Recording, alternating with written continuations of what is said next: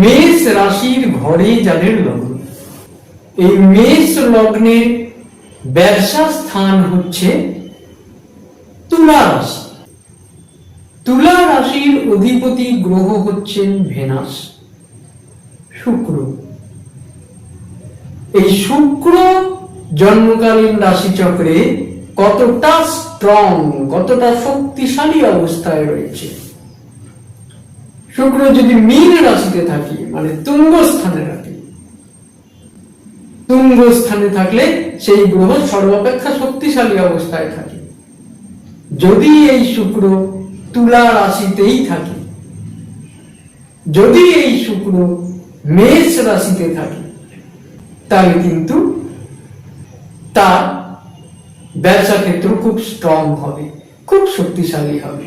সে জীবনে প্রচুর উন্নতি করতে পারবে এবং জীবনটা একটা বিলাস বহুল জীবন কাটাতে পারবে।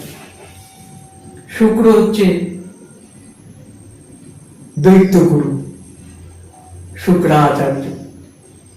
এই শুক্র সমস্ত রকম বিলাসিতা, শৌখিনতা, আমোদ প্রমোদ দেয়, সমস্ত শখ আহ্লাদ পূরণ করে থাকে।